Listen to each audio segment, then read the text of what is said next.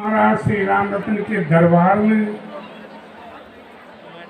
अपनी अपनी भावना लेकर के उनके चरणों में हाजिरी लगाने के लिए आए। ये अवसर, ये समय जीवन में बार बार नहीं आता है। बहुत अमोल जीवन है। स्वामी जी ने वाणी में कीर्तन किताब में एक चौपाई कही है, वृथा का निगमोरे पामी पदार्थ चार, उत्तम मानखो खंड भरतनो श्रेष्ठ कुली सरदार। स्वामी श्री प्राणनाथ जी कहते हैं कि वृथा का निगमोरे, वृथा कहते बेकार में, का माने क्यों, निगमो माने गमाना। बेकार में नहीं गमाओ, अपने को चार पदार्थ मिले हुए कि राज्य महाराज की कृपा से मिले हुए हैं। उत्तम मानको, पहला पदार्थ क्या है? ये अपने जो मानो चोला मिला है। इस चोला पाने के लिए स्वर्ग के देवता भी तरसते हैं।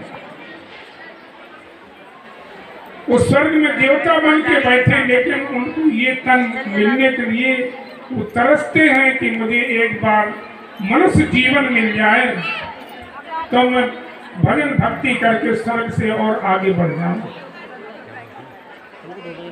इतना अपने को उत्तम ये जीवन मिला है। देव दुर्लभ है, देवता तरसते हैं,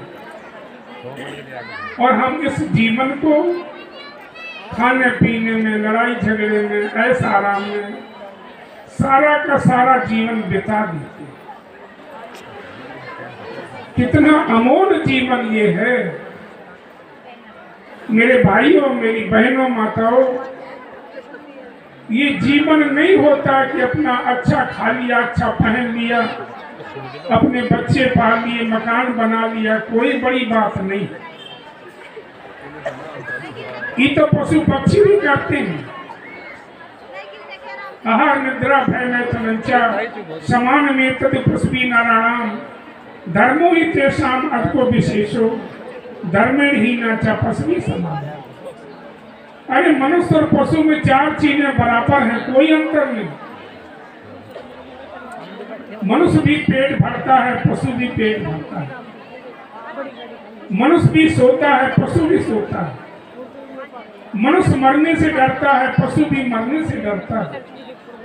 मनुष्य बच्चे पैदा करता है, पशु भी बच्चे पैदा करता है। क्या फर्क है? कोई बड़ी बात नहीं। आपने अपने बच्चे बना लिए, मकान बना लिया, पाल लिए, ये तो सुंदर सा एक चिड़िया भी करती है। चिड़िया भी घोंसला बना करके अपने बच्चे पालती है। ये जीवन मिला है, अवसर मिला है राज्य महाराज को पाने के लिए। अगर हमने ये प्रयास नहीं किया तो ये जीवन ना समझो। तो पहला पदार्थ क्या है? मनुष्य जीवन मिला, और दूसरा ये भारत भूमि। ये भूमि हमारे ऋषियों की भूमि है। जितने ऋषि महाऋषि हुए हमारे इस भारत के अंदर हुए, जितने भगवान के 24 अवतार हुए हमारे भारत के अंदर हुए, जितने तीर्थ हैं हमारे भारत के अंदर हुए। ऐसी भूमि में हमें जन्म मिला, उत्तम कुल में जन्म मिला। अगर मैं राज्य महाराज को याद नहीं करता, उनका भजन पूजा पाठ नहीं करता, तो ये जीवन कोई जीवन नहीं होता। उत्तम मानको खंड भरतनो श्रेष्ठ कुली सरदार। और कलयुग को भी धन्य बताया,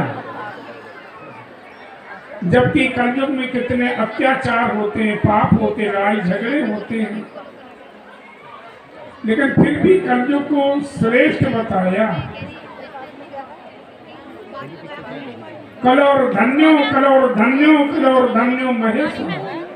कलयुग धन है, कलयुग धन है कहते, कलयुग धन है। क्यों धन्य कहा गया?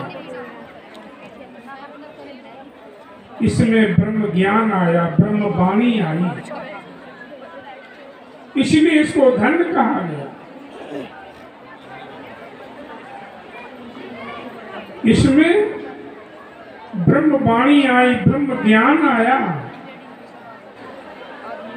और चौथा पदार्थ सतगुरु मिले। बिना सतगुरु के हमें मनुष्य जीवन भी मिल गया, भारत भूमि में जन्म मिल गया, कलयुग में मिला। अगर सतगुरु नहीं मिले तो सब बेकार चले गए। सतगुरु के बिना हम भवसागर से निकल नहीं सकते, पार नहीं हो सकते। और सतगुरु ने क्या दिया हमें?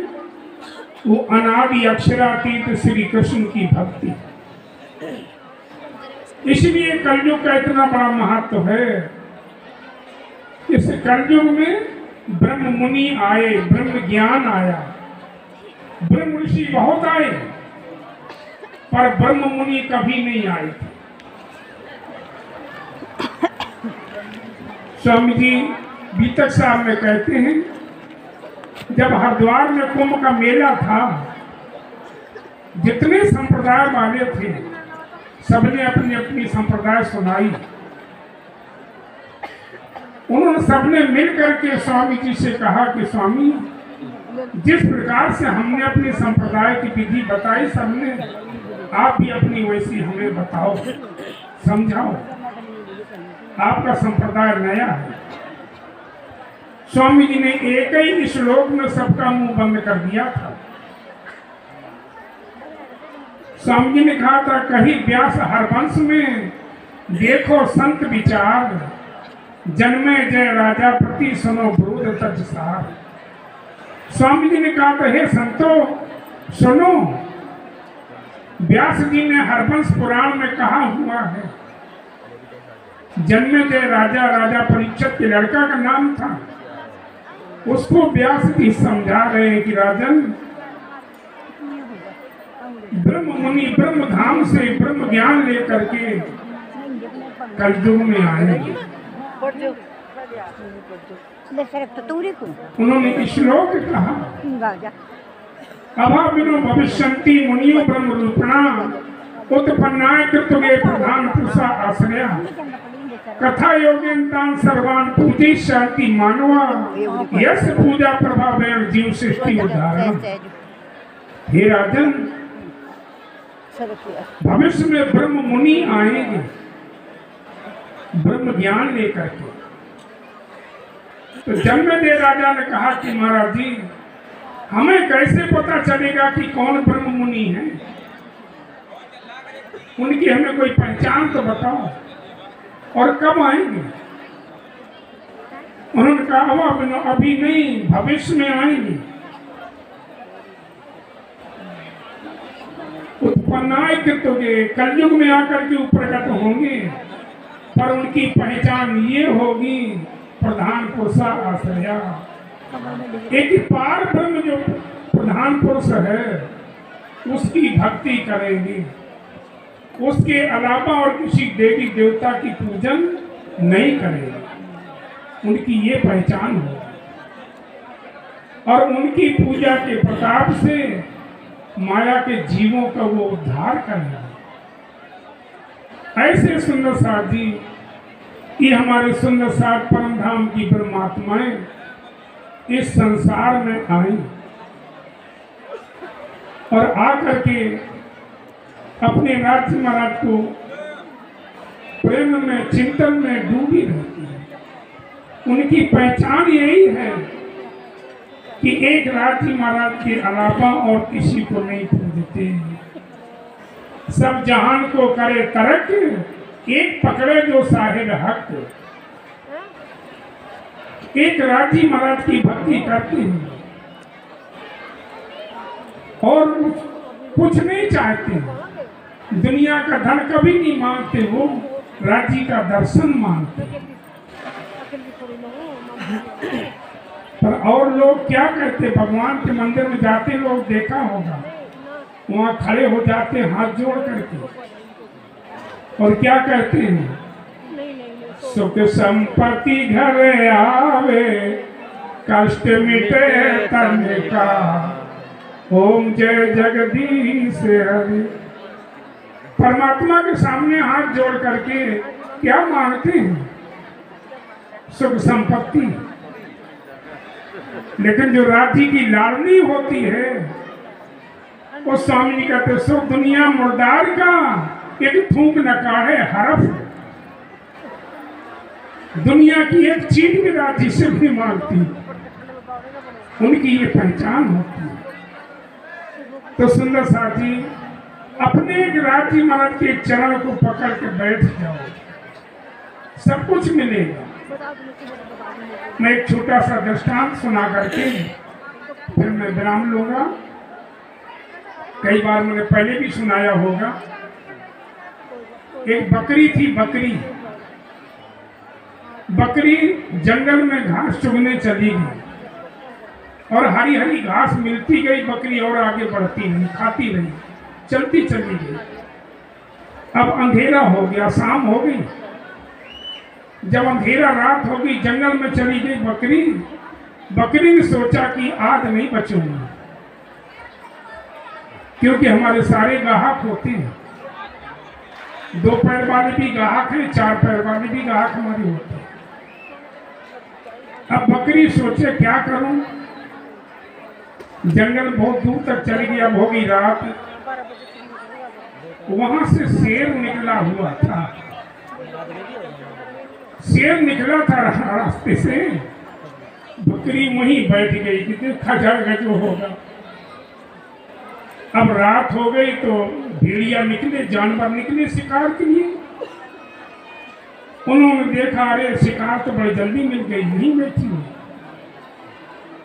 जैसी भेड़िया खाने को आया, बकरी ने कहा खा लो भाई, तुम्हारी मर्जी। हमें तो ये बैठा गया जिसका ये पैर का निशान है ना, मुझे ये बैठा गया कि तुझे कोई छेड़े तो ये मेरा निशान बता देना। अब भेड़िया ने देखा है तो शेर का पंजा, डर गया। उसने कहा मैं नहीं तुझे खाऊंगा भाई, तू बैठी रहो चुपचाप। जितने रात के जंगली जानवर निकले, जो भी खाने के लिए आया, और बकरी यही कह देती थी कि भाई तुम खा लो, तुम्हारी मर्जी। मुझे तो ये बैठा गया जिसका ये पैर का निशान, कि तुझे कोई छेड़े तो ये बता देना। अब जो भी जानवर उस शेर के पंजे के निशान को देखे, उसी को पसीना आ जाए, कोई नहीं छेड़ता। अब रात को 12-1 बजे शेर शिकार करके और फिर उसी रास्ते से आ रहा था। रास्ते में देखा बकरी बैठी, उसने कहा मैं बहुत दूर तक घूम आया और शिकार तो यहीं बैठी थी। बकरी ने कहा फिर खा लो, तुम्हारी मर्जी। शेर ने पूछा कि तू ये बता तू बची कैसे रही? इतने जंगली जानवर हैं, तुझे तो कब के खा गए होते, पर तू बची कैसे रही? ना उसने कहा ये आपका पैर का निशान था, इसको मैं बताती रही तो मुझे किसी ने नहीं छेड़ा। अगर आप खाना चाहते हो तो खा लो। शेर ने कहा कि तूने मेरे पंजे का पैर का सहारा लिया है, मैं तुझे खाऊंगा नहीं। और उसने अपनी भाषा में सारे जानवरों को बुलाया और बोले बकरी जिधर से आई थी अपने पीठ पे लाद करके उधर जंगल के बाहर छोड़ा उसे। सारे जानवर बारी बारी से बकरी को पीठ पे लाद करके जंगल के बाहर छोड़ आए। तो सुंदर साथ जी, आप सोचो कि बकरी शेर के पंजे से सहारा लेके बैठी रही तो बच गई, और तुम्हारे यहाँ ये बब्बर शेर बैठा है।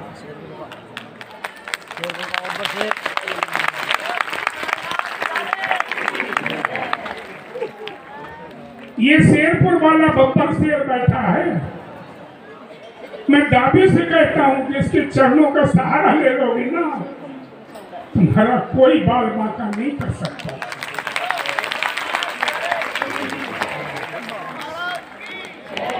विश्वास करके रखो, एक राजी माल के चरणों का सहारा ले लो, सदगुरु के चरणों का सहारा ले लो, दर दर भटकने की जरूरत नहीं। लेकिन तुम्हें अपने स्वरूप का ज्ञान नहीं। अरे इन ब्रह्मात्माओं की रति के लिए तो स्वामी जी ने कह दिया, ढूंढ थके त्रिगुण कई विधि करी तपस्या, यो कहे वेद वचन। अरे जो राधि की लाल नहीं है, उनके चरणों की रति के लिए त्रिगुण तरसते हैं। पर हम अपने धनी की साहिबी को छोड़ करके दुनिया के सुखों के लिए देवी देवताओं के यहाँ जाकर के नाक रगड़ते हैं। तुम्हें पता ही नहीं कि तुम्हें धन क्या दिया है। वो अनादि अक्षरातीत श्री कृष्ण की भक्ति, जिसको पाने के लिए दुनिया तरसती है, वो तुम्हारे साथ भक्ति दी, वो तुम्हें पहचान कराई, तुम्हारे परम धाम की याद दिलाई। पर सुंदर साथ जी, हमें विश्वास फिर भी नहीं होता।